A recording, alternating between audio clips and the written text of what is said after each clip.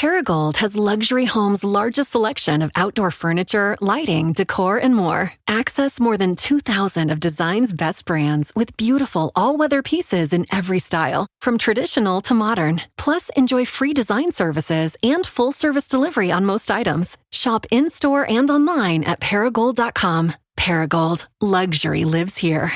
Everyone's talking about protein lately, but how do you actually get enough of it? Muscle Milk. Muscle Milk has a great-tasting new formula with no artificial sweeteners, flavors, or added colors. It's high-quality, complete protein designed to support healthy muscles with fewer ingredients than the previous formula and 26 to 42 grams of protein. For when you're stuck in meetings or need a post-workout recovery. Available in chocolate, vanilla cream, cookies and cream, and strawberries and cream. Try the new great-tasting Muscle Milk today. Available in stores nationwide. Muscle Milk. Protein for all.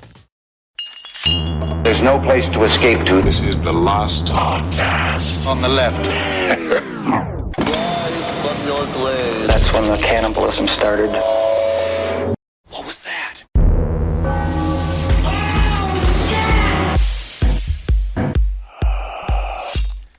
Hey there, guys. It's just me. It's only me. Henry Zabrowski. How did I get here? Alone in a tube. I'm in a tube of sound. But now, this tube is spilling out all over your lap in the car. Oh, I bet you're on a long drive too. But now the front of your pants is all damp with my sounds. Hello. Yeah, it's a best of episode. I hope you like it. It's a subject near and dear to all of our hearts. Cults. Some of our biggest series are featured here. We got Chonks from Om Shinrikyo, the Children of God series, Heaven's Gate, Charles Manson, Jim Jones, and sweet, sweet, pungent Raymond Elwood Lord Rael himself. Do you remember him? Do you remember what he did to Joplin? Do you think he's the one who's spiking all the COVID cases as well in Joplin? I think so, but I think it's just him personally breathing on people. But guys, take a look at this best of episode. We're going to be back next week with so much more content. You're going to be mad at us. You're literally going to be like, why did you make this much content? Who hurt you, Henry, Marcus, and Ben? Who hurt you?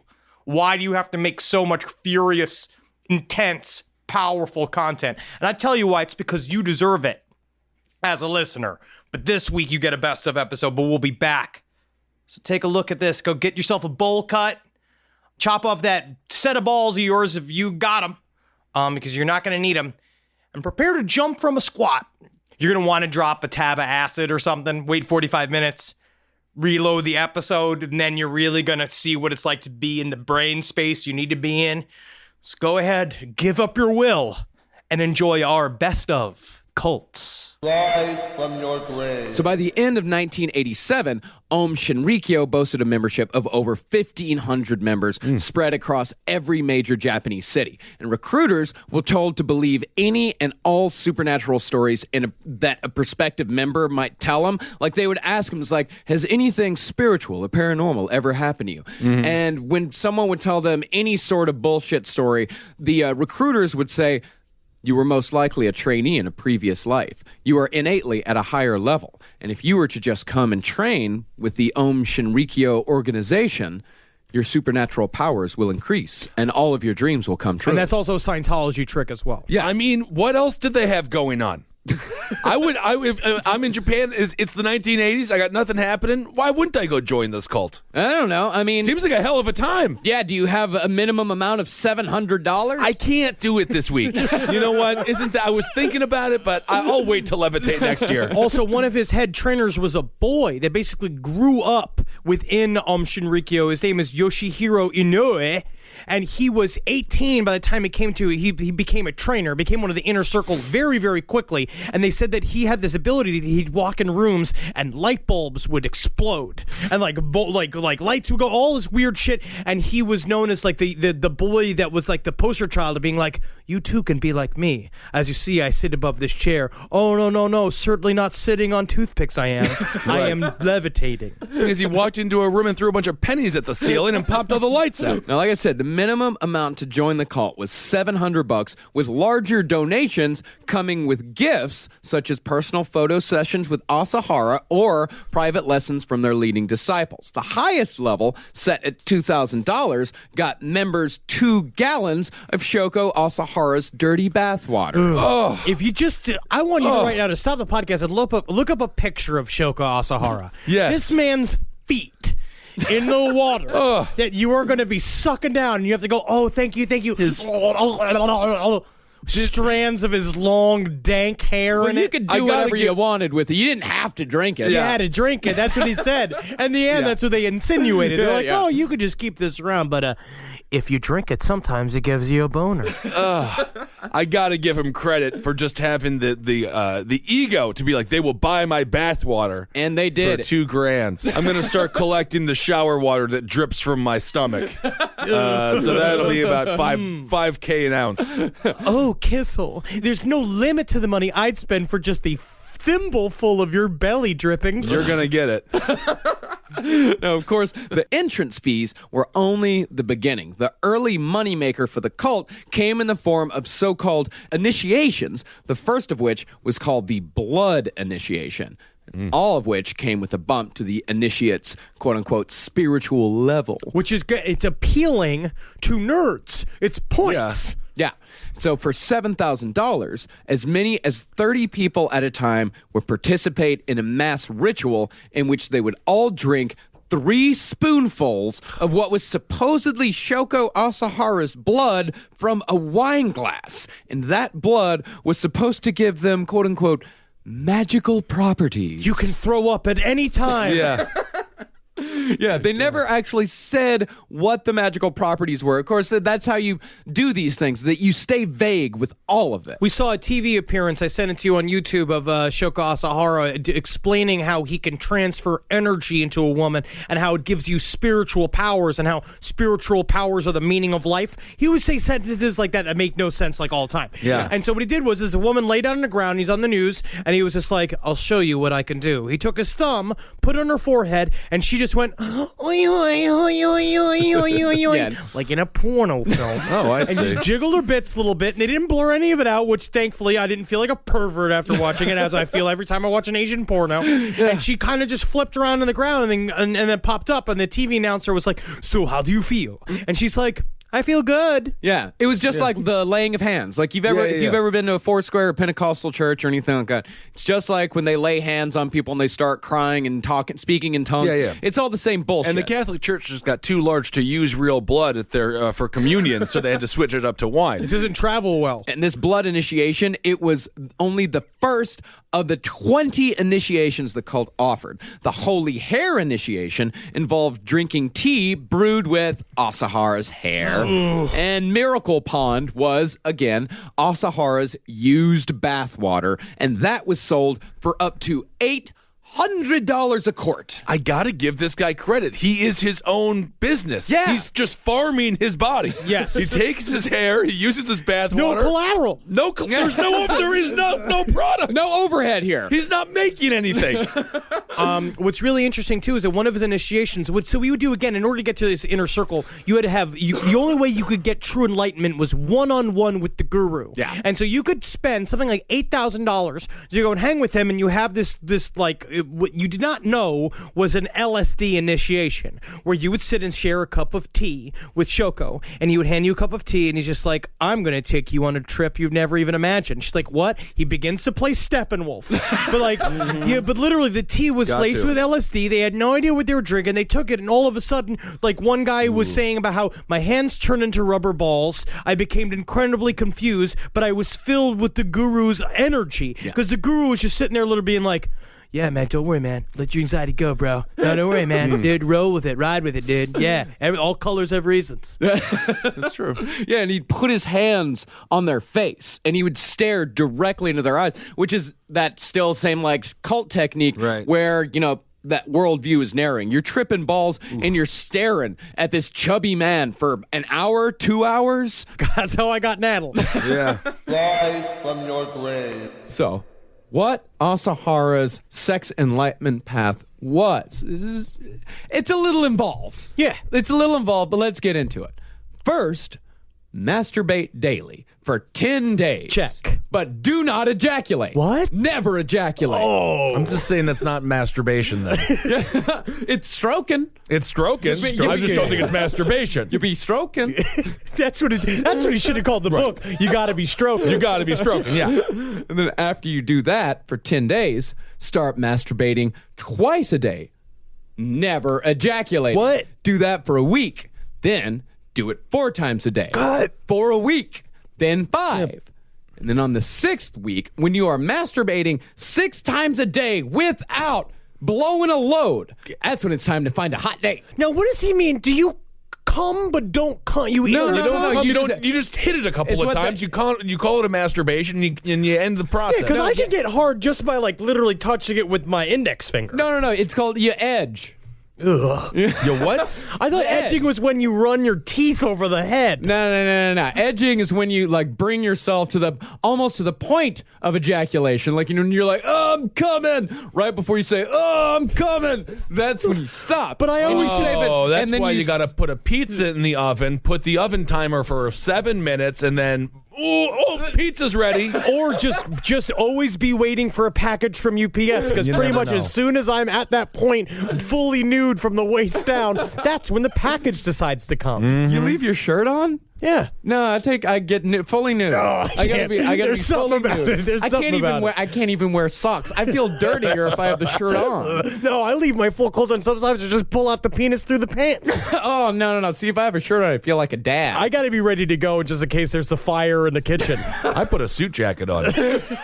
You treat yourself extra nice. Yeah. It's like you're taking yourself out on a date. So, you've been masturbating 6 times a day for a week. After doing it 5, 4, 3, 2, 1, that's when it's time to find your hot date. And once you've convinced a woman to have sex with you... Which, because at this point, semen is literally dripping out of your nose. Yeah, I mean, it's not good. Once you have convinced a woman to have sex with you, insert yourself into the woman as deep as possible. I normally try to do that. But do not pull out until you have performed 81 murabundas, which is a kind of penile tensing technique that I could find no information That's just on. clenching your buttholes. That's male kegels. Do that 81 times. That's not that much. With a woman that you do not know very well. I'll just let her know what you're up to.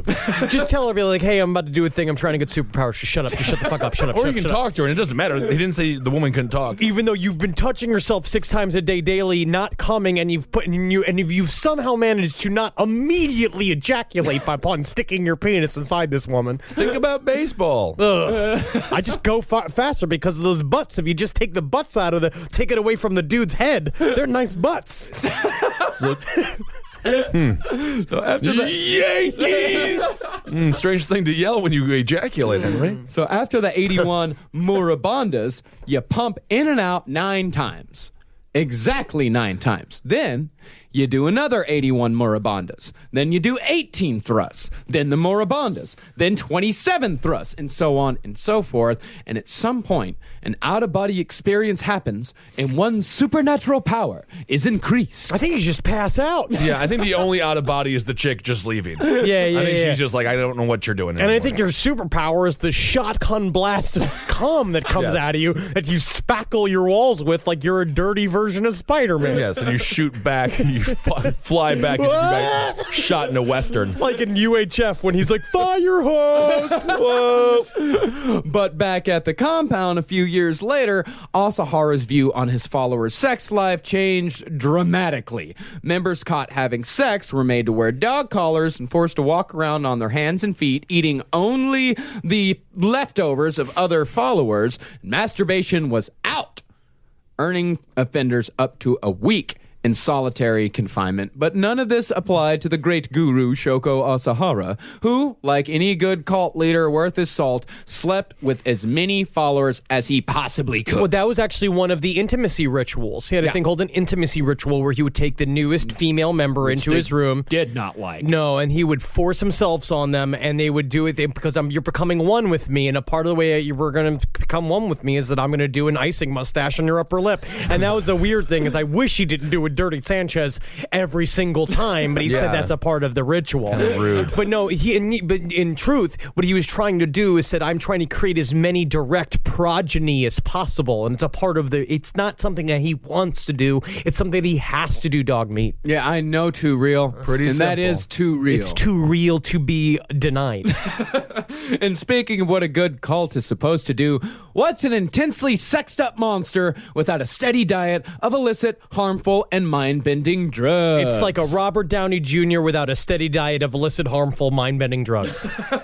Now, almost without fail, outwardly destructive cult leaders, as the cult gets bigger and the ideas get crazier, these guys eventually developed crazy bad drug habits. See, cult leaders are like a battery that powers the entire cult, and eventually that battery runs low. And the only thing that can replace the manic energy that a person needs to run the day-to-day of an apocalyptic death cult is a steady diet of very powerful, speedy as fuck drugs. Well, that's like being the lead singer of Motley Crue. Yeah. You need all of that. But one thing that is interesting, too, about him is that he literally was the center of the whole thing. Yeah. The whole cult was supposed to be an offshoot of his whole personality. But what I find interesting is I don't think there is much of it. It's not so much that the drugs fuel the paranoia and the theories as that the theories of the paranoia may just be fueled by the drugs. Now, while Jim Jones liked his speedballs, Shoko Asahara's drug of choice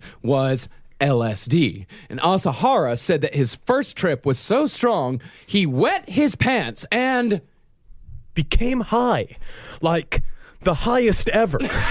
Literally, he said that. That is a literal quote from him. Became high, perhaps the highest ever. Yeah, which is what I said when I was 17 when I smoked weed for the first time behind a dumpster. Literally the same way.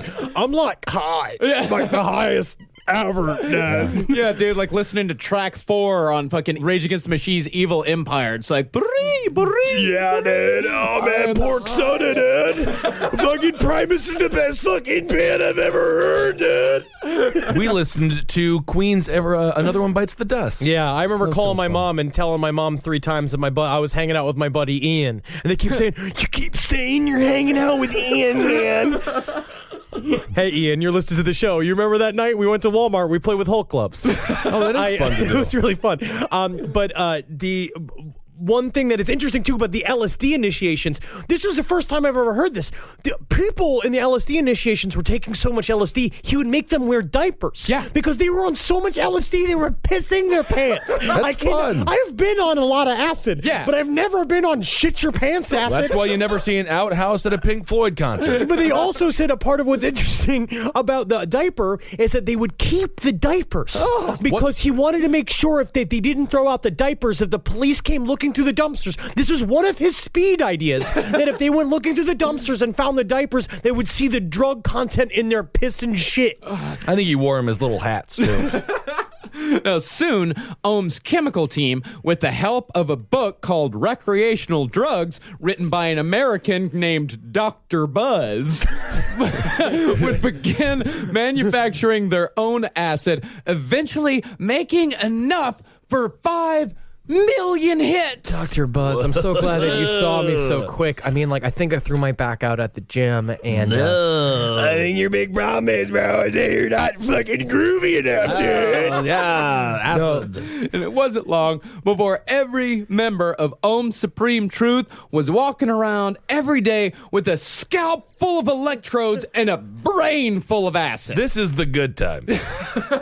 Yeah, the heady times in Yeah. the 60s. This is like 1967.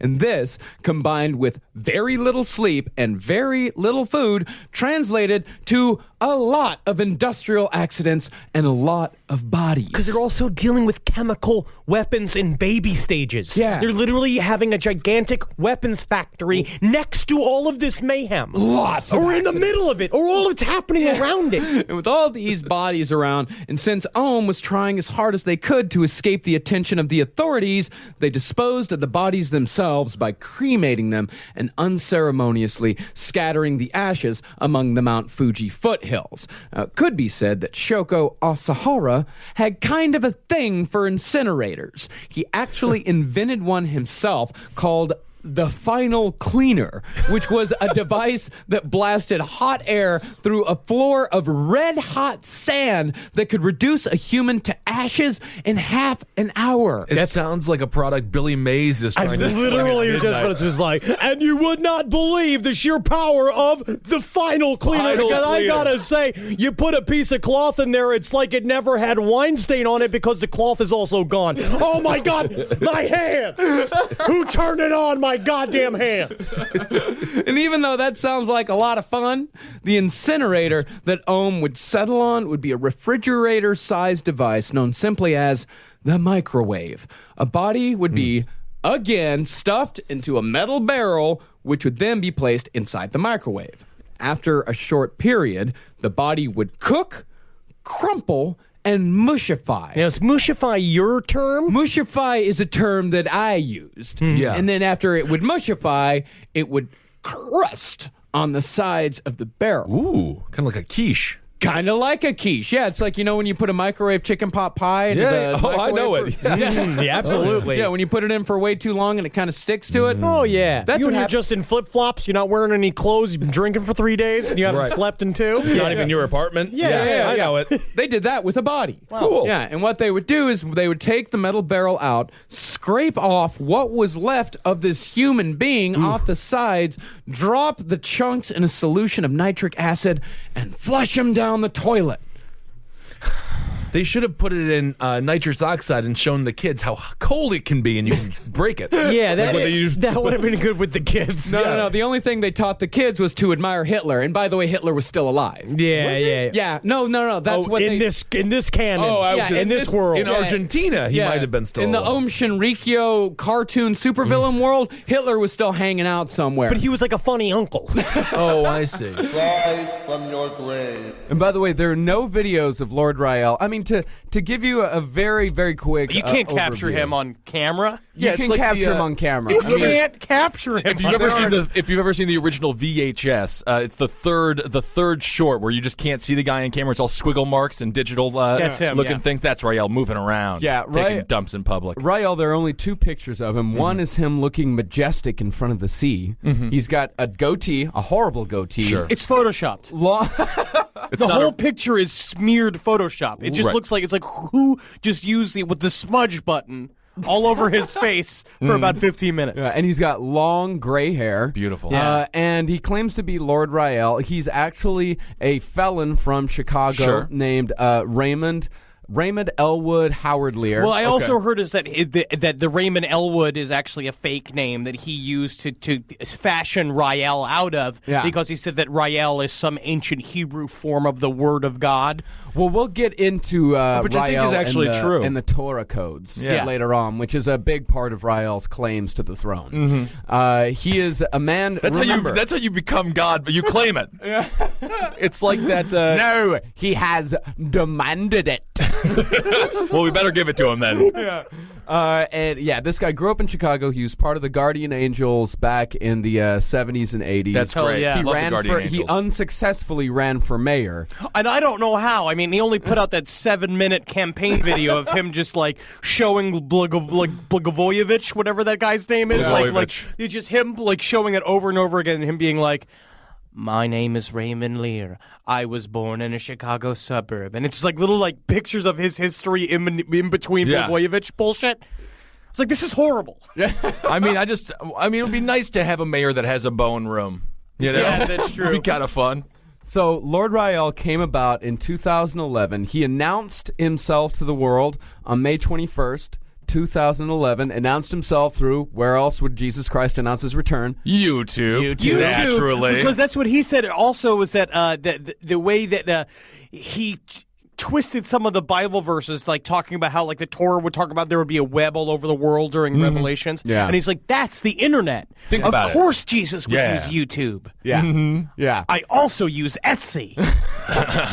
And boys, he's struggling for Twitter followers. He's not he's got doing like well. he's got like 5,000. Okay. Which is pretty 5,000 good. for a new Jesus? Not good for God, though. I think the Pope's got like 30 million. And he's been on Twitter for a couple of years now. He's Well, the tweeting a thing- lot. Does he not know that you have to live tweet like main events? Like you have to live tweet the Oscars, you got to live tweet the Tonys. Yeah, you the gotta live- apocalypse. Yeah. Let us know. All right. What do you eat for breakfast, Jesus? I want you to take Instagram pictures of your abs while you're working out. That's right. This Tell us man about has your no bowels. abs. He's a bit of a tubby. How many YouTube hits does he have? 48,000. That's nothing. On his address to the world. Comedy Central is going to give him a sitcom. Yeah, That's good. Well, Jesus Christ returns to the world, and 48,000 people see. Well, I'm not saying 48,000 because I've watched this video about 5 times myself. Yeah, I've been watching it for a week since I sent it to you. So like 22 total people have seen this video, just multiple times. And before we can do, Henry, tell us how we came upon Lord Rael. Okay, so before we hear his address to the world. Henry was sad, looking for answers, didn't know who to turn to. So I bought a hot dog, and I met him while he was selling the hot dog. I was listening to Coast, and it was an episode where they were talking to this priest who had he had exorcised up to 150,000 ghosts, which is fake. And so I was listening to it, and at the call-in section at the end, some guy calls up, and he's like, he's like, so do you, George Norris is like, so do you have a question for the Father? And he's just like, does our Father know the truth? Does the Father know the truth? And he's like, what truth? What truth? And he's like, does he know that Jesus has already come back? That Jesus is back here on earth? And he's just like, what? What are you talking about? He's just like, go to www.ra-el.org, rael.org. Go to rael.org, and you will know the truth. And then hung up the phone. Ooh. And I was like, don't they normally screen these people? So I was just they screen for Rael type people. And by the way, do not go to just plain rael.org because that is an alien site. Yes, it's that's a whole different guy doing alien research and alien. It's ra-el.org.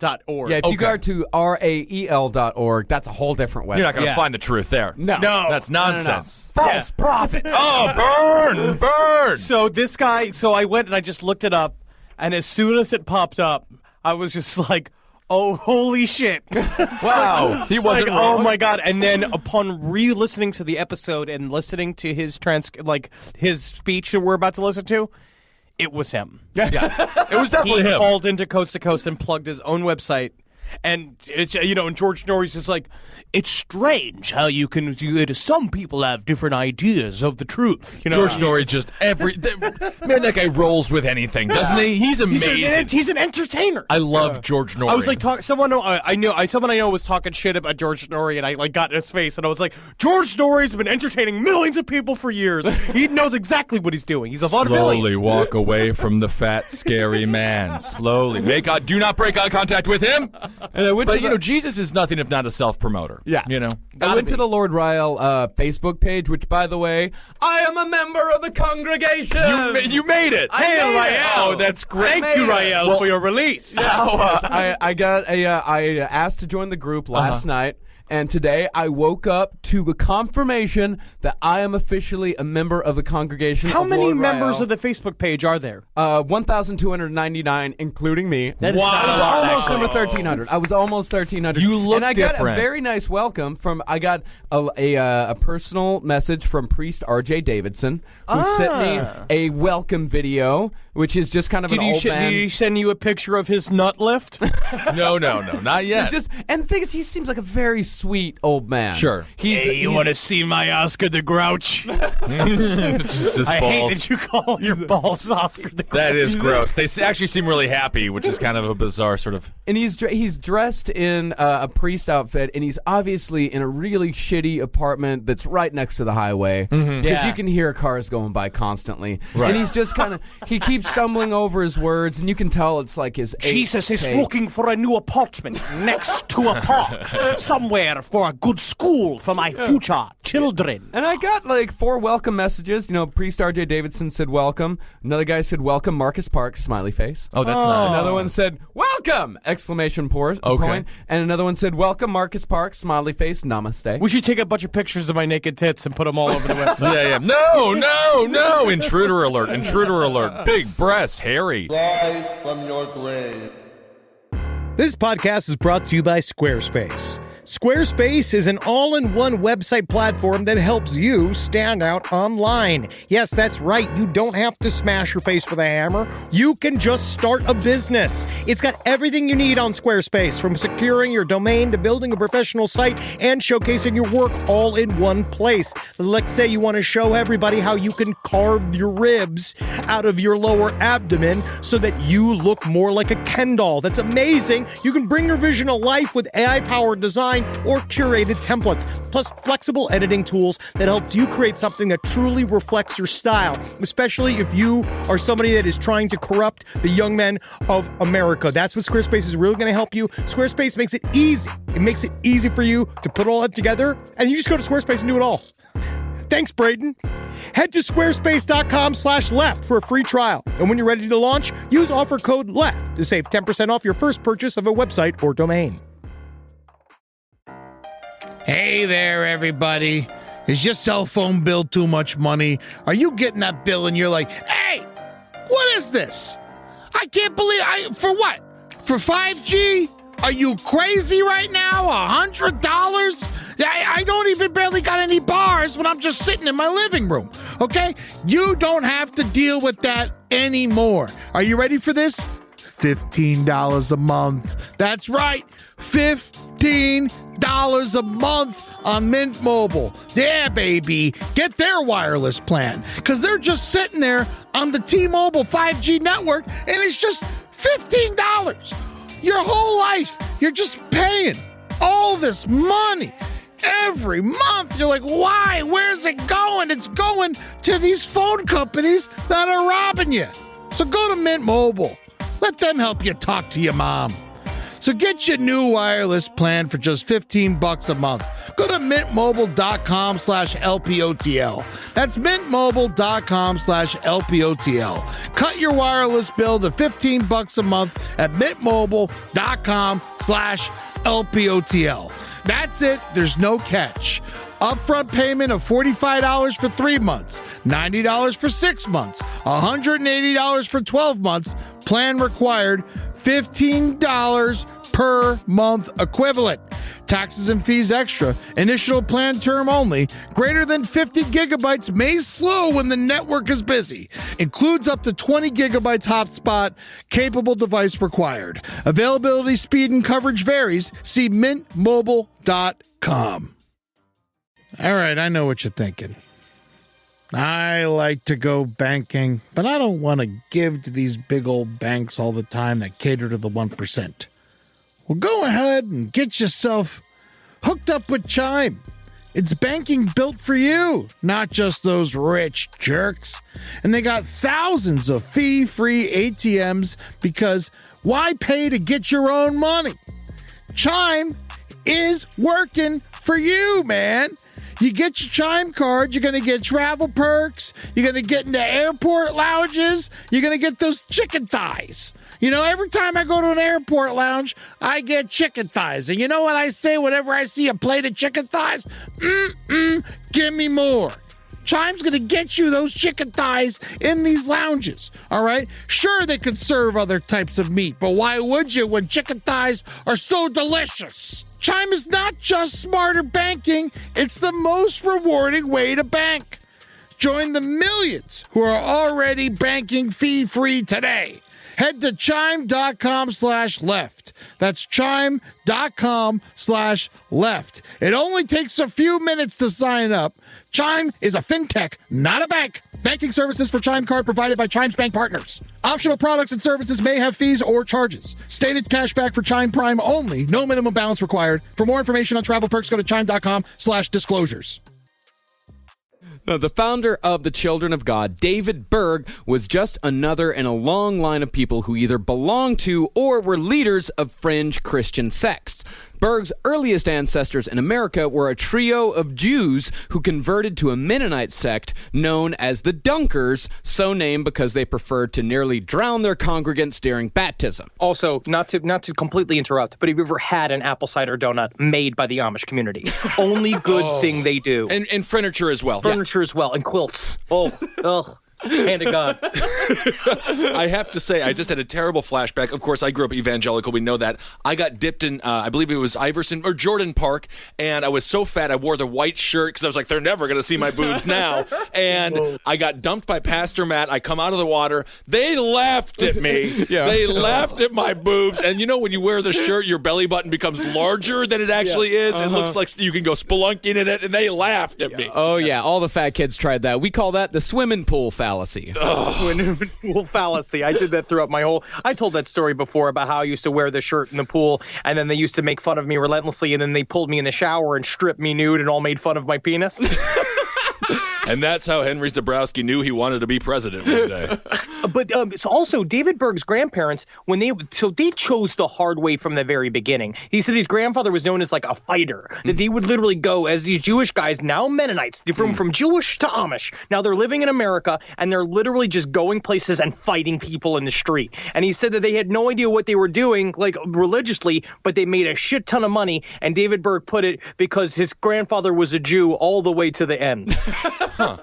David Berg is a great man. You guys are really going to love David Berg as we go through these episodes. Yeah, and Berg's grandfather, John Lincoln Brandt, was a Campbellite, which was a movement that looked to return the church to a purer time before established church doctrine, avoiding what they called, quote, churchianity.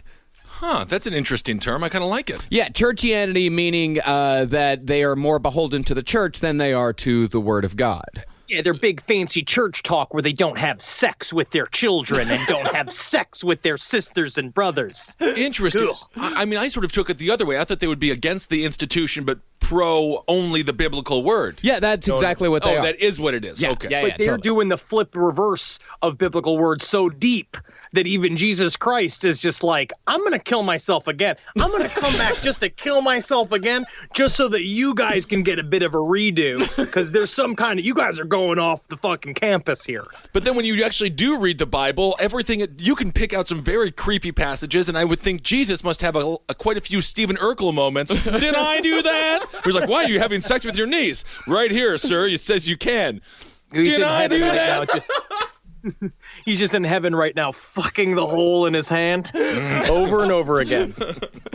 Berg's mother, Virginia Brandt, was a radio evangelist and traveling preacher who made her name during the Pentecostal revival that took hold during the early part of the 20th century, which was big on fire and brimstone, speaking in tongues, laying of hands, what they called old-time religion. But it's interesting because this was like newfangled at the time. This was like the hip, quote-unquote, hipster religion where they were putting a lot of passion and intensity into Christianity, and also ladles and ladles of horseshit.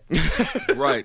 Yeah, Virginia's hook came from an accident she supposedly had in which she was thrown from a horse and buggy, broke her back, and was bedridden for 5 years. And one day, miraculously and without explanation, she rose from her bed cured and was thenceforth known as the Miracle Woman, telling her tale of divine healing.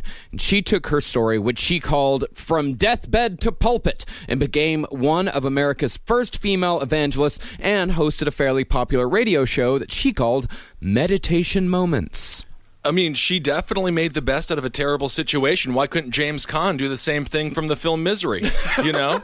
I mean, he was just lying there like a whiny ass. Well, the only problem was that was all bullshit. None of that happened. Yeah, none of it happened. Years later, one of David Berg's daughters revealed that during the time she was supposedly bedridden, she was actually down in Fort Worth attending Texas Christian University. Which is actually a more inspiring story. Yeah. She was in college getting her master's degree, but the problem was that she was having a child at the time that went on to disown them because she grew up like basically immediately became an atheist like some kids do and saw through all of their horseshit and was like, what are you guys talking about? And they kind of exorcised her from the family. So she used that story to cover up that whole birth of a child. Yeah. Well, she didn't just use it that. I mean, David Berg, I mean, in other words, justifying a lie in order to get people to believe in Jesus' word, that was in Berg's DNA. I mean, these people are no different from Bigfoot hunters who fake dead Bigfoot bodies because they know in their hearts that Bigfoot is real. They absolutely know that Bigfoot is real, but they don't have any real proof, so they make some shit up to get people halfway there. And if the ends justify the means, it's all okay. Exactly. David Berg's father, his name was Hjalmar Berg. What was that? Hjalmar Berg. I'm sorry, what? Hjalmar Berg? Hjalmar Berg. His first name was Hjalmar, last name Berg. Is he a talking couch from Pee-wee's Playhouse? It does sound like it. Hjalmar Berg. It does sound like a piece of furniture from IKEA that has come to life. It does. He was a poor Swedish immigrant who, before coming to America, made extra money during the Swedish summers performing musical numbers and acrobatic routines in a wandering minstrel show. Now, this is going to be one of your racist minstrel shows. This show is going to be lots of kicking and dancing and jumping and oof, it seems my trousers have fallen around my ankles. Oof, is there a child who's giving it the sicky sick? Oh, no. No, Hjalmar, I slapped my own hand. Slap my hand? Most nutty shit, Hjalmar. And that is if Charles Ing was born a Swedish man. I don't know how to do a Swedish accent. And what I will love say it. is now that we're in the world of just Sweden, I'm allowed to do it. No Swiss, Swedish bullshit connected to it. It is Jorn if Jorn and Hjalmar, standing tall and blonde, who said to have a beautiful tenor singing voice, did nothing to stop anyone from hurting anyone. See, now, we talk a lot here about the perfect serial killer soup. For example, Henry Lee Lucas was created by a terrible childhood with an abusive mother, an already broken mind made worse by exposure to brain-rotting chemicals, and the ease of passage of a drifter lifestyle. Now, you're really selling it, Marcus. And I actually want that. Yeah, At this point in time, I want that. Better than split pea, I'll tell you that. So when you combine David Berg's ancestry with the first 50 years of his life as a failed charismatic preacher and add in the naivete of the hippie movement, David Berg was the product of a perfect cult leader soup. It's very interesting how we see that's true, that there are a certain number of factors that completely work out for a cult leader. And a part of it's having a period of time where there's a lot of this shit going on. And now what we know is that it was in the 1920s in America, the 1960s in America, and then also with the 70s, 80s in Japan, right? The perfect fertile time for people that have lost themselves. They're a part of a new generation. They're looking for somebody to talk to. And all of these weird side religions are getting mixed together. And that's where someone like David Berg, who's not necessarily great on detail work, but great on broad strokes, is good at taking a bunch of religions and smashing them together and allow you to have sex with your children. It is unbelievable. I mean, my parents, they turned to Daystar. That was their Christian cult. They were all over the place. And the irony is, it was the children, this was their rebellion against their evangelical or Baptist, whatever parents. Oh, yeah, and we'll definitely get into the whole rebellion part of it. Now, as far as David Berg himself goes, he was born in Oakland, California on February 18th, 1919. In a letter to a friend of hers, Virginia said about baby David, At first, he was a fat and robust little fellow, but I overfed him. I had such a quantity of milk, and he developed bowel trouble. Mrs. Zabrowski? No, I told you my thing. I couldn't suckle out of my mother's tit because I had weak cheek muscles. Right, like a little piggy. I had to drink. My mom had to milk herself into a cup, and I'd have to drink it out of a straw. They thought I was gonna die of malnourishment. Oh, I think if I was a doctor, I would have said, Miss Zabrowski, you just have the world's fanciest boy. Only out of a cup will do. I'll have it in a highball glass, thank you. And don't be slow about it. A little spank for you. Here's $1. I found it in my diaper. Now, the reason for writing the bowel trouble letter was that Virginia was claiming that a faith healing had taken place here. She said a local healer had come to see the constipated baby, done his work, and the very next morning, David had his first natural bowel movement since his breast milk-induced sickness began. Nothing would please me more to go back to childhood where I'd be praised for taking shits again. Oh, my God. It was so nice. Is there a chance this person just accidentally sat on David and then he shat and he's like, he's been cured? Just rolled him back and forth on top of like a pizza tray. Looks like we made a Tootsie Roll. Congratulations, David.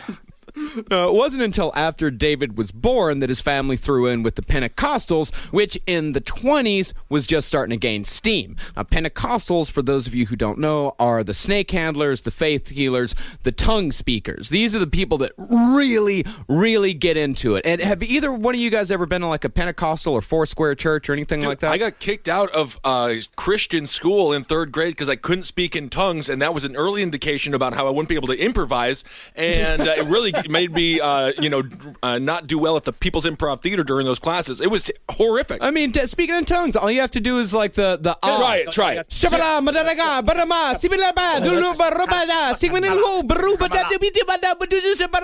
Oh, you hit a couple of triple B's in there too, man. You are good. You should hear me in traffic. I feel like when I'm driving in LA and I'm alone, I go, God, fuck, God. I have driven in traffic in LA with Henry many times for many hours, and the things that I heard could end his career. Rise from your grave. Well, out of all the cults that made headlines in the late 20th century, perhaps the most misunderstood is the one that came to popularly be known as Heaven's Gate. The story goes that in 1997, on March 19th and 20th, 39 members of the Heaven's Gate cult committed mass ritual suicide dressed in identical uniforms and covered in purple shrouds, doing so under the direct orders of their castrated leader, Marshall Applewhite. Do you guys have to mention castrated every time you mention my name? Is that just literally the first fact? We can't talk about my beautiful blue eyes or my wonderful taste in Nike Decades, which are actually kind of fresh. No, those are pretty cool shoes there, buddy, but you don't got a dick, right? I have a flappy, but I don't have the bing bongs. Okay, just checking. No, they're misunderstood, but it's not their fault that they're misunderstood almost, because they really tried to explain themselves afterwards with a dump of information that came out after they had committed suicide. Yeah, and they were okay with messaging. And, well, in fact, speaking of being misunderstood, you've already put a misunderstanding out there by saying that Marshall Applewhite demanded that they castrate themselves when, in fact, he did not demand that they castrate themselves, and only 6 of them actually castrated themselves. There's a lot of misinformation when it comes to Heaven's Gate. My hands are on my hips, shaking my head, Mr. Zabrowski. And you know what I'm doing? I'm shaving the carrot. I see it. You are wrists deep into your love handles. But I will say, I'm not going to say he demanded, but he hinted. He hinted. He said, you can do this. You could if you wanted to. I'm going to do this. You can if you want to. But Marshall Applewhite never demanded anything of anyone. Suggestions. Well, it was said that the point of this mass suicide was to hitch a ride on a spacecraft flying in tandem with the Hale-Bopp comet that was passing by Earth. But in order to do so, they had to leave behind their human vehicles. So you're like Subaru and your Toyota, your RAV4s. Yeah, when I look at myself, I call myself more of like a Hyundai grunt. No, this is definitely a Subaru Outback crowd, if you know what I mean. Of course, a little granola. Yeah. Well, soon after the bodies were found, it was discovered that this cult had laid out their entire belief structure on a website, heavensgate.com, and thus they were dubbed the first internet cult. Ooh. Or that's the way the story has been portrayed. While that summation is close, the story of Heaven's Gate is far more complicated than what it was boiled down to be in CNN soundbites and snarky late-night monologues. Hold on a second. Are you telling me a castrated cult that wants to hail Bop in order to go to heaven on the orders of Mr. Whitehead, whatever, white side, white gate, white apple, absorbed a single apple fact. white nipple, whatever his name is complicated. But it's true. Jay Leno is not going to understand a lot of the complexities of the inner workings of this group, as we're going to find, especially if you even attempt to watch any of what they call their exit materials. I'm in about 3 hours deep into the Beyond Human class right now. And I got to say, number one, if you have a hard time falling asleep, it is great. What I'm for that. I'm a little bit concerned about studying another cult because, as we know, Marcus, Henry is slowly slipping down the cult train, the cult slide, and every cult seems to reaffirm your love for what you now call LRH. LRH, this is what I was going to say. You literally said yesterday, you're like, L. Ron Hubbard was like a lot better than Applewhite. It's just like you're ranking them now, and it's really scary. You're teeing me up because my number 2 was never have I been almost an adherent to the teaching styling of LRH. And the fact that if you listen to his tapes, and that is true, if you listen to the audio of him, he throws some jokes in there. He's super funny. Right. He's zip zap and zopping. There's some presentation. He's got a good uniform on. Hey, Applewhite throws some jokes in there too, all right? He may not be as snappy and he may not be as polished as your LRH, but Applewhite has his points as well. He looks and acts like if Jeff Sessions worked at Michael's. Well, he knows what's in every aisle. He has a quilting group sense of humor. Well, it's kind of funny. Rise from your grave. So, to nip a potential insurrection in the bud, Applewhite and Nettles clarified that all of the information from the next level, from heaven, was channeled through a, quote, chain of mind. Information flowed from the next level to Nettles first. Then it flowed from Nettles to Applewhite. And then it went from Applewhite to everybody else. Yeah, you live in it. It's a teased world. No, just living in it. Yeah. Oh, I got a grilled chicken sandwich stuck inside my belly button. I guess it must be God's will then for young. I'll eat it, Miss Nettle. Bonnie, sidebar. We should talk about some of these messages you received before we meet with the class. So, after Applewhite and Nettles put everyone in their place, the real purpose for the Wyoming rendezvous was revealed. It was finally time to begin preparations for life in space! Yay! In order to prepare, T and Doe instituted a wildly strict program of self-denial and discipline, which they called the process. And the foundation of this program was abstention from so-called vices and human attachments. Naturally, there was no drug use, no beer drinking, no cigarette smoking, but members also had to give up material possessions, relationships with family and friends, and especially sex. So it's a no fun cult at this point. No, I mean, it depends on what your definition of fun is, sir. None of those things. You got to have at least one of those. But one of the things I find interesting about the abstention rules is that although most of the things Applewhite and Nettles banned lied firmly in the sinful sphere, they never, to the best of my knowledge, actually used the word sin. Applewhite and Nettles were not guilt-tripping their adherents. Instead, all of this was framed as a choice.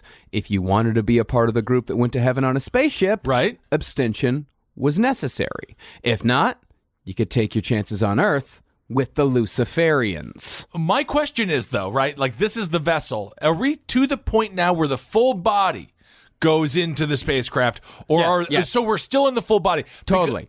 Because otherwise this is a rental, and what do you do with rentals? You light them on it. fire, you smoke it, take a shit in it, rub a hamburger all over the seats. Whatever you want to do. Absolutely, because when I'm in a rental, the way I find parking is that I just nudge various bumpers of cars until I get to the spot. But you say that they were not guilt-tripping their adherents, right? But I'll talk a little bit more as I watched a lot of footage of Marshall Applewhite speaking, and guilt-tripping, it's weird. Their punishment system was more inherent in the very bottom of their entire belief scenario, where it's this idea of, reject the ultimate truth, if that's what you want. Sure. Yeah. I'm in touch with the ultimate truth, and it leads to pure bliss. And anybody that doesn't believe us is a part of the problem that is driving the earth which will eventually, it will be spaded over. And right now it's all cute. And I'm not saying what I really mean, which is I do believe that like a race of robots will unleash a field of death on this world after we all depart. But I'm not going to say that. But sure, leave. Yeah, you leave. Wait a second. Do whatever you want. Yo, be man. the rest of your life. Yo, dude, you said all of that out loud. And that was What? What did you say about the robots? It's these cue cards. I got to stop reading these cue cards. Damn.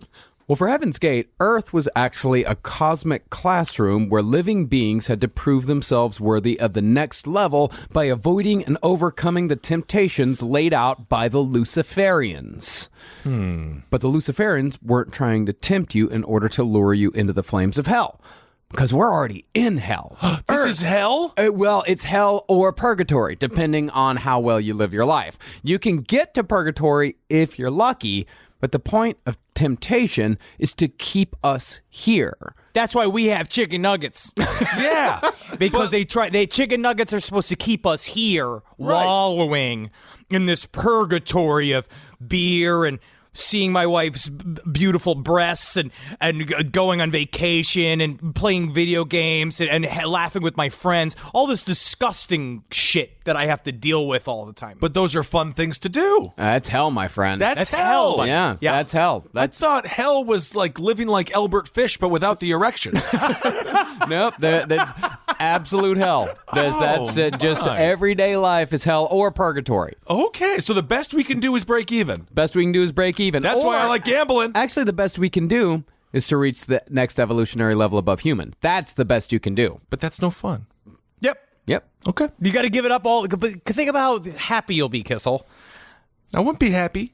I can just seeing Kissel standing amongst the ascended masters as he's just will kind of bumble around, be like, "You guys see the Packers game? I'm sorry, that was an attachment." As an attachment to, I guess. You guys see that wrestling match, and I think that Cherokee man, he hit the grave man with the chair. Well, that's an attachment, huh? That's a 1992 reference to Tatanka and The Undertaker. But good. That's an A for effort, my friend. It is A for effort. But according to Heaven's Gate, Earth was not a place in which to get comfortable or to stay. Earth was a test to see if you were worthy of heaven. In other words, all of this bullshit, every part of Heaven's Gate is just Christianity dressed up in aliens' clothing. Okay. It's all the same rules. It's all the same. You get you get to the same place eventually, but it's just, aliens. Okay. I mean, it makes it more exciting. It's a good twist. Yeah.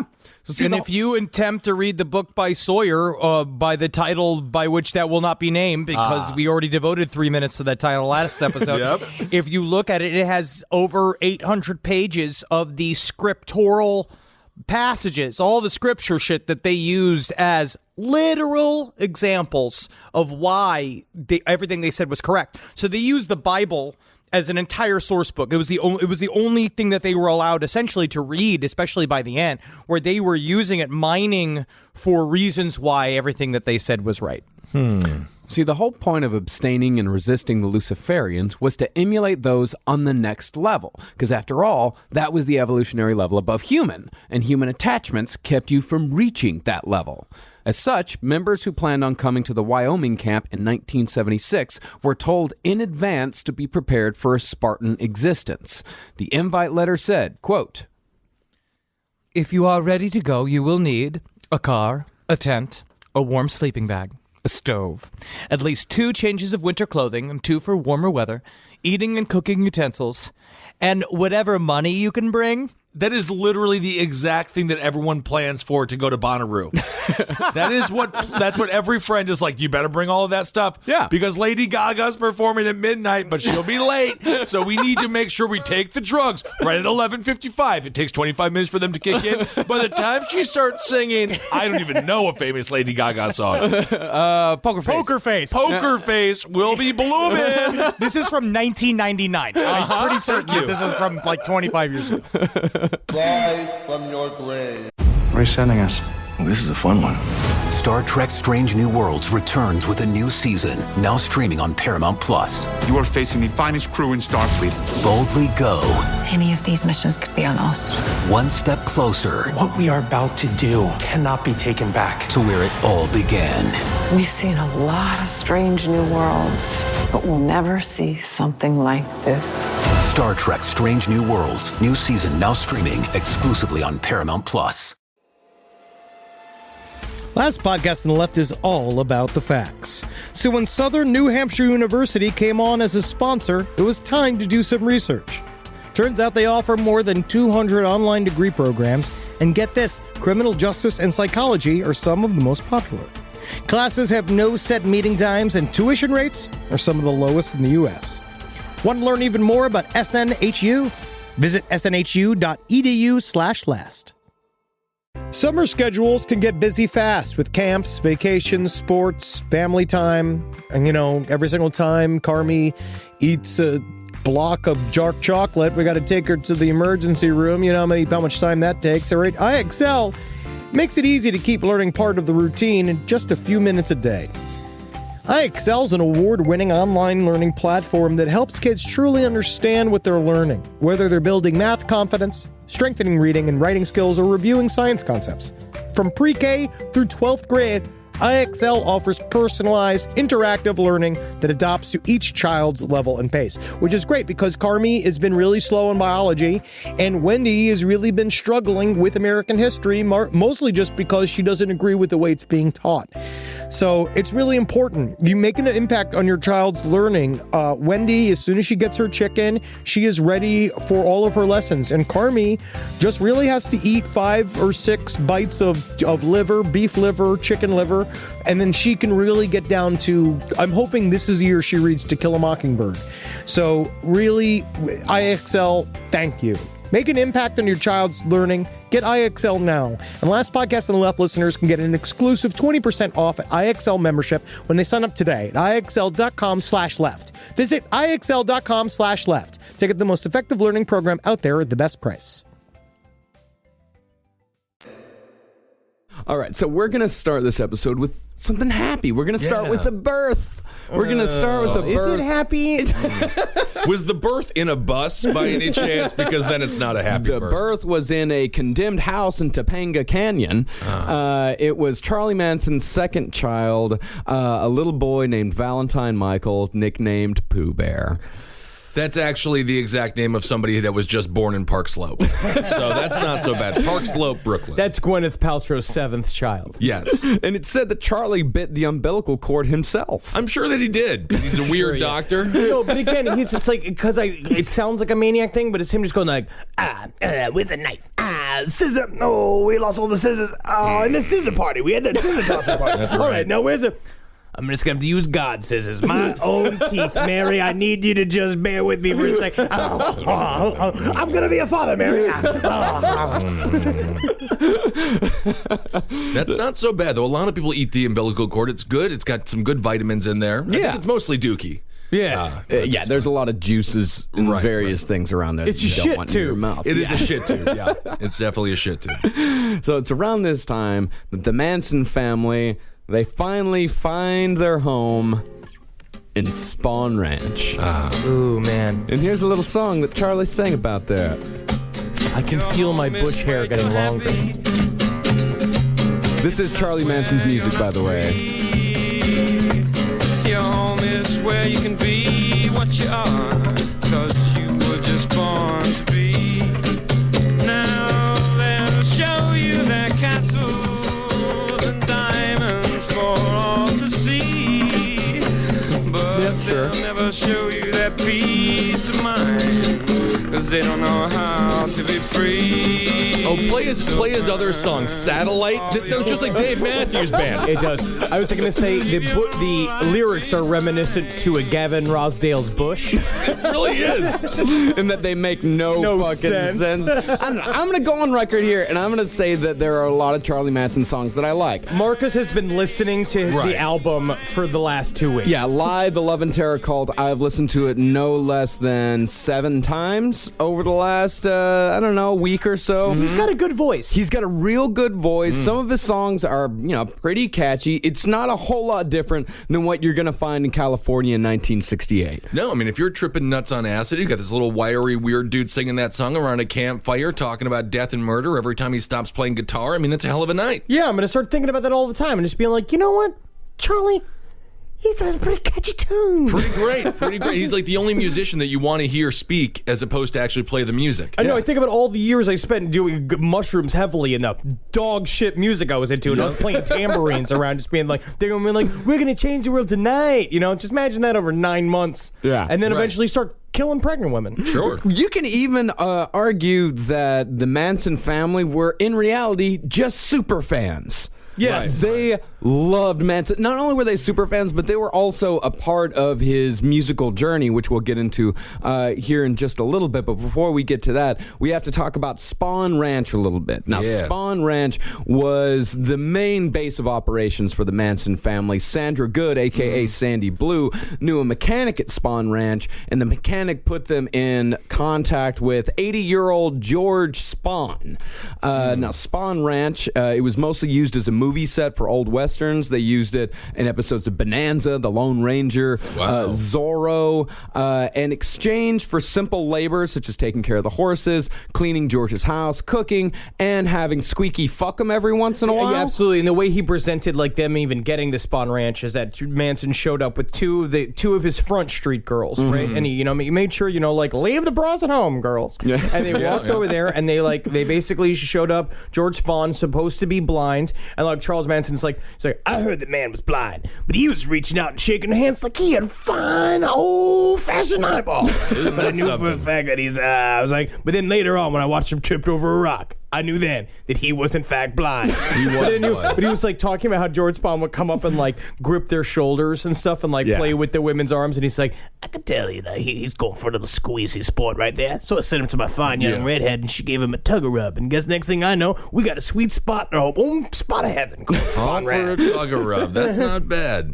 This guy was 80 years old. 80 years old, and he was still getting hard, huh? Yeah, still getting hard. Before still Viagra, squeaky. before the GMOs have been put in our goddamn food, ruining our goddamn boners.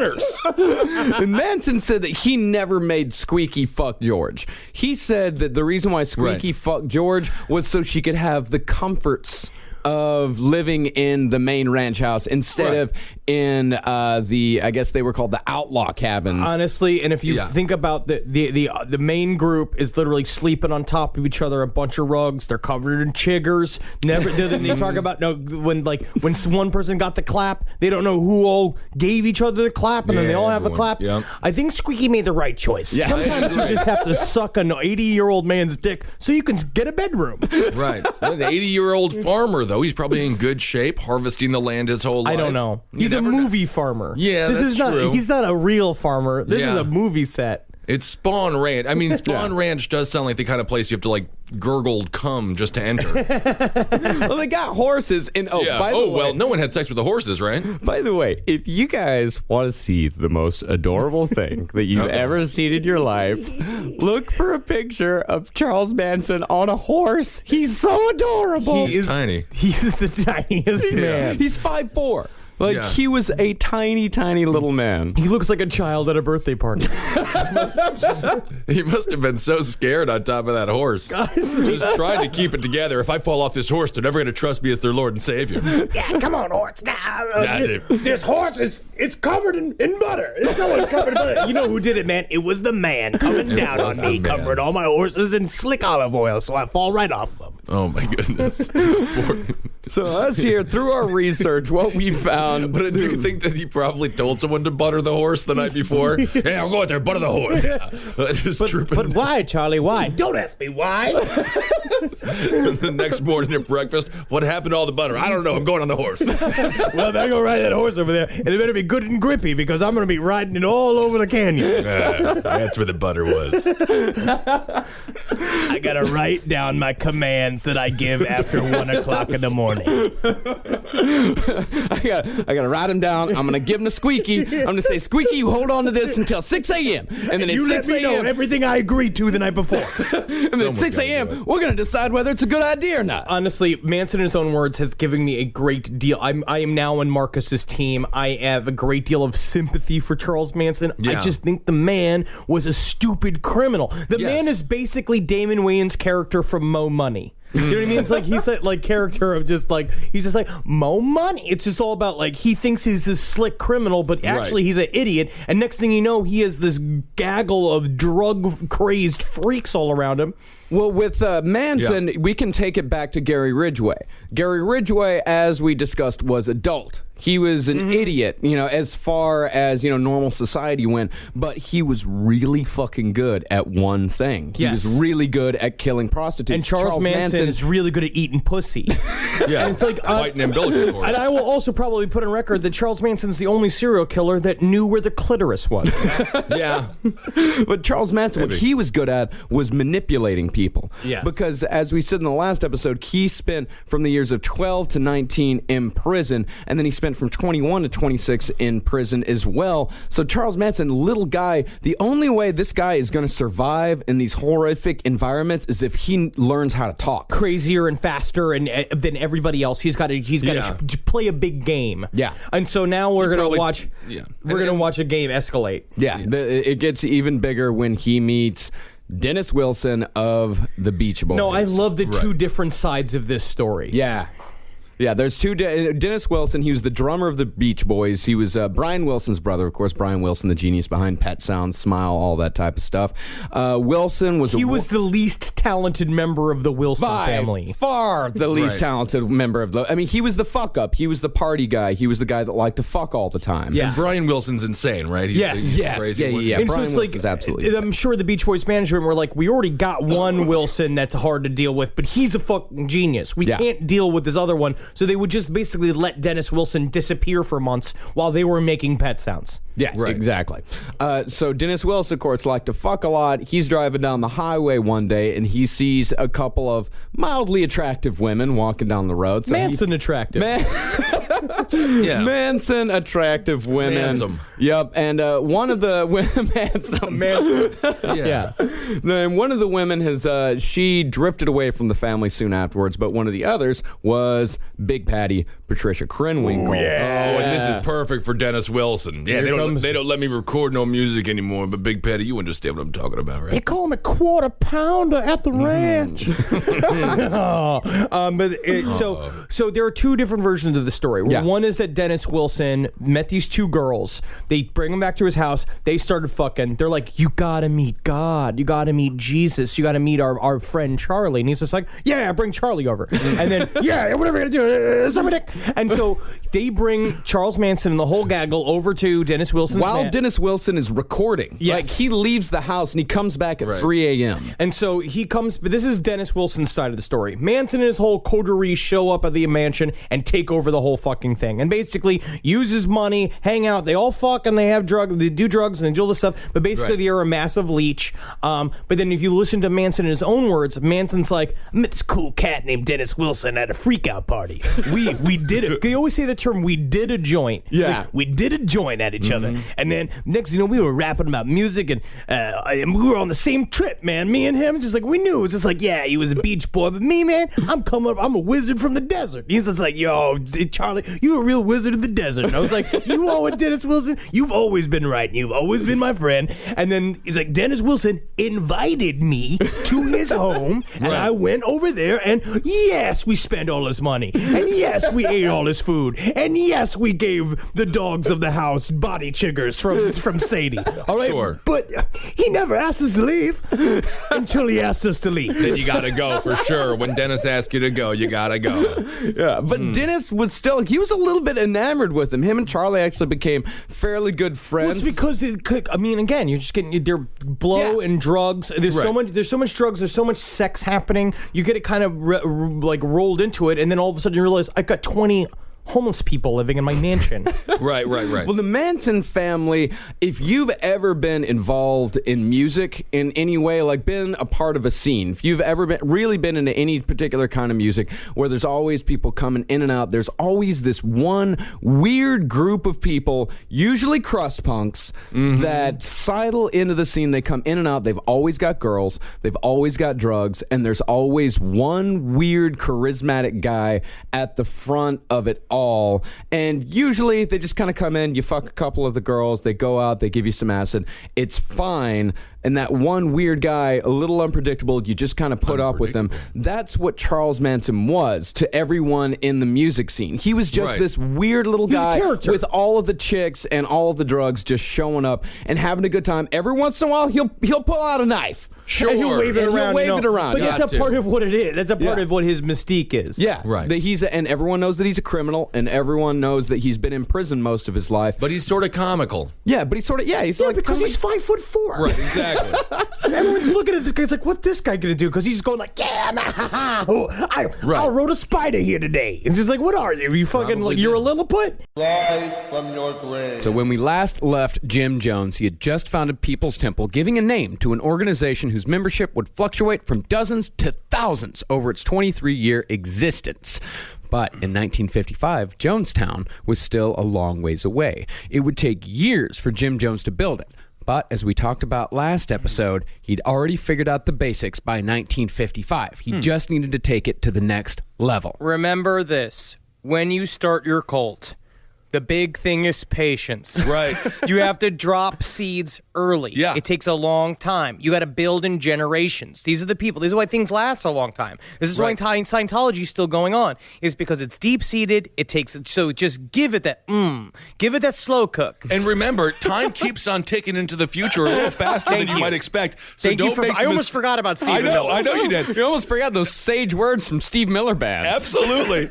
But don't make your doomsday date too early. That's what Shinrikyo made the mistake of. 92 was right around the corner. Yeah. They should have pushed that to like 2025. Push it into the future, build it up, and say, That's there's right. going to be a lot of shit. Well, that was actually one of the genius things of Jim Jones is he never actually put a doomsday date on his own cult. He put doomsday dates around him, but he never put one on the cult itself. With him, as we'll see, if you follow Jim Jones, you avoid the doomsday dates. Oh. Now, one thing that's important to know is that a large part of the People's Temple membership always was and always would be elderly women. He's rolling in it.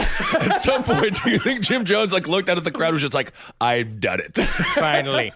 Look at all of this crepe paper skin. I love looking at every single human being here whose arms I could break if I flicked their wrists with the strength of flicking a sugar packet. Oh, God. You just reminded me of that story of my friend who worked in the nursing home. The patients would get their skin snagged on random, I don't know why there were nails hanging out and stuff. Then it would just peel right off their body just as you said, paper mache. So many congressmen and senators are in their 70s right now. Oh, It'd be yeah. so easy to just take them out in the White House by getting a Zamboni and just driving through Congress and just sweeping them up with the sweepers. They'd Yes. fall apart. They would turn into pulled pork. That would be a good scene from Scream Queens, which people reminded me of on Twitter. Well, all of this all owed to the way that Jim Jones was able to ingratiate himself with old people. And so, one of the People's Temple's first altruistic projects was taking elderly congregants into the personal home of Jim and Marceline. And eventually, that endeavor grew to several nursing home facilities, incorporation size. They were good. They were good nursing homes. They worked really hard at making them super high quality. Yeah, they were quality nursing homes. And It's this worked. what nursing homes is to Jim Jones is what Magic Johnson was to car washes. That's what I wanted to say. He franchised. Also, a very convenient aspect of the nursing home angle is that what he would do with these old people is that he would get them to give them the leases to their homes. And then he would take their homes and absorb all their assets. So it's a really fast way to get money. Is it just to adopt an old woman, especially 95 to 97? Right. She's not going to be around for that long. She's not even going to know you're not wiping her ass anymore. You leave her up in the closet until she's gone, and then you get all her stuff. Oh, that's not good. Did you learn nothing from Billy Madison? That's Ben Stiller's approach. Happy Gilmore. I'm sorry. Not Billy Madison. Goodness. Well, that's one of the ways that this whole nursing home thing worked for Jim Jones. The other ways is that they took care of the elderly, and so they gained the community's trust. And 3, it gave members of the People's Temple jobs. Together, these 3 things, the money, the jobs, and the community care, would be integral to the development of People's Temple, both in Indianapolis and beyond. Jim also founded a soup kitchen type cafe called the Free Restaurant, which served about 2,800 people every week. Wow. He organized clothing drives, and he put together youth programs that kept kids off the streets.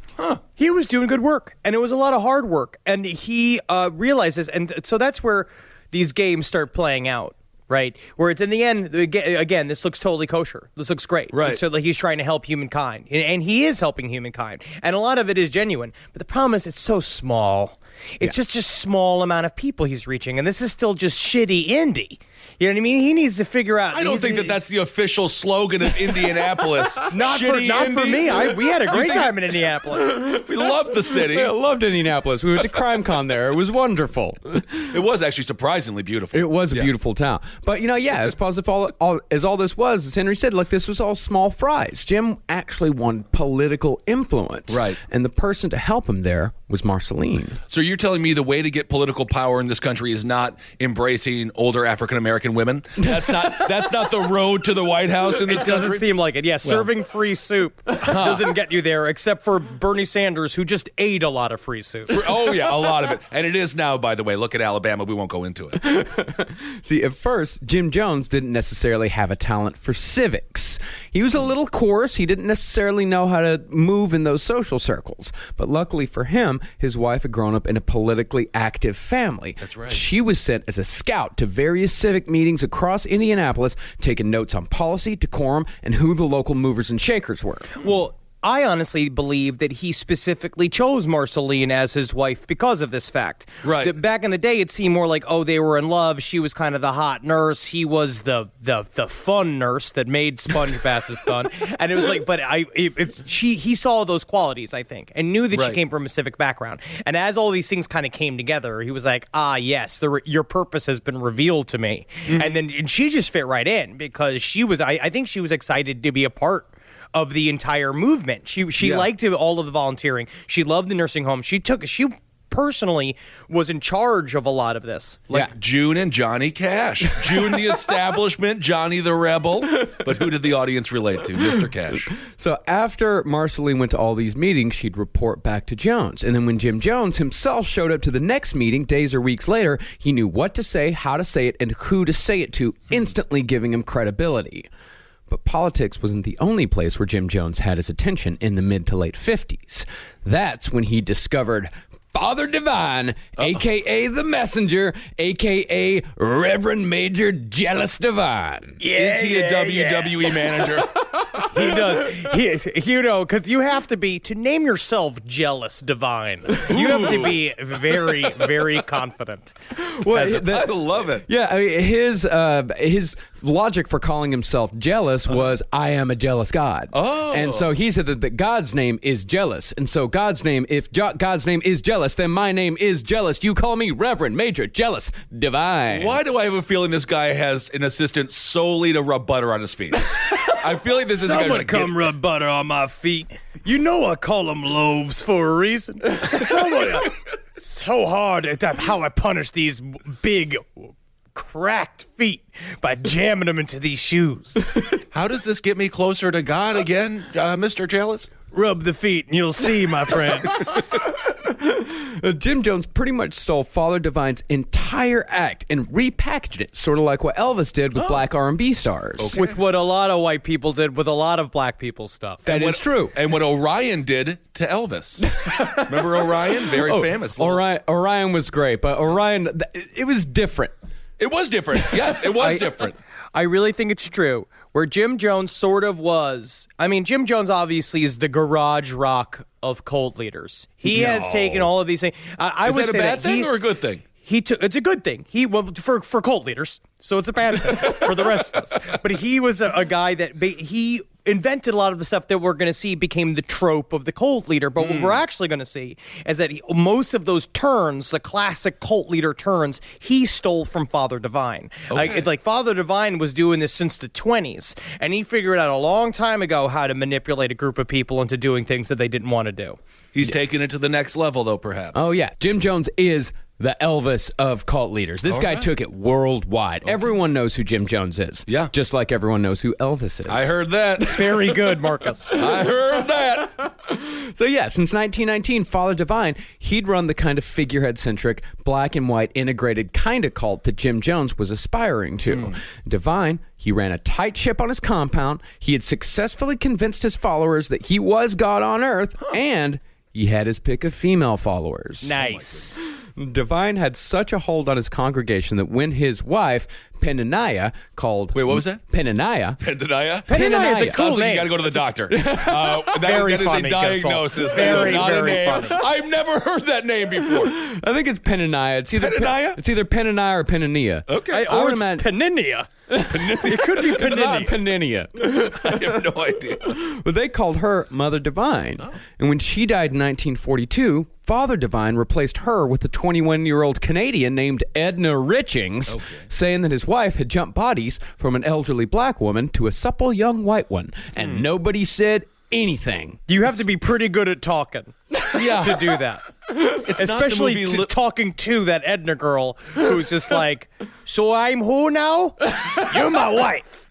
Well, it's like the spirit jumped into you and now you're my wife. You know what I'm saying?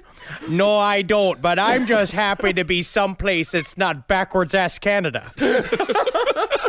Oh my! It's like the movie Little Nicky, jumping bodies. Well, she was his personal secretary. Oh, and so I think that they possibly had a relationship going on before Mother Divine died, and then when Mother Divine died, that's when she jumped bodies over to this other girl, Edna, and Edna got the name of Sweet Angel Divine. Cool. I'm just going to say, I hope that Travis understands that one day when Marcus leans over, after maybe sometime in the past, and you're like, you know, Travis, I had a dream last night that Carolina jumped into you. I don't really understand the sleeping with your secretary. Yes. Travis, of course, a longtime producer here at the Last Podcast Network.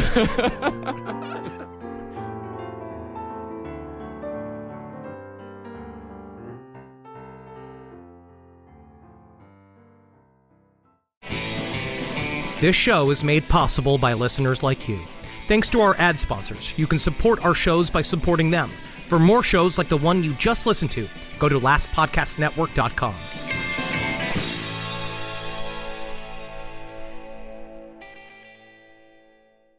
In the U.S., there's a break-in every 26 seconds. But when intruders step near, Simply Safe Home Security steps up. Stop. This is Simply Safe. Police are on the way. Using AI alerts, U.S.-based live agents help deter break-ins. Simply Safe, no long-term contracts. Save 50% on your new system with professional monitoring at simplysafe.com/SXM or with promo code SXM. Outdoor deterrence requires a Simply Safe Active Guard outdoor protection plan starting at $49.99 a month. Visit simplysafe.com/licenses for alarm license information. Tennessee 2012. Hi, listeners. Marcus, Ed, and Henry here. It's a little bit of an announcement. You loving all the episodes of Last Podcasts on the Left lately? Well, listen, now you can get even more from us. Squeeze it out of us. If you want to hear new episodes ad-free and unlock access to Last Podcast on the Left 7 days early, subscribe to SiriusXM Podcast Plus on Apple Podcasts or visit SiriusXM.com/Podcast Plus to start your free trial today. Do it.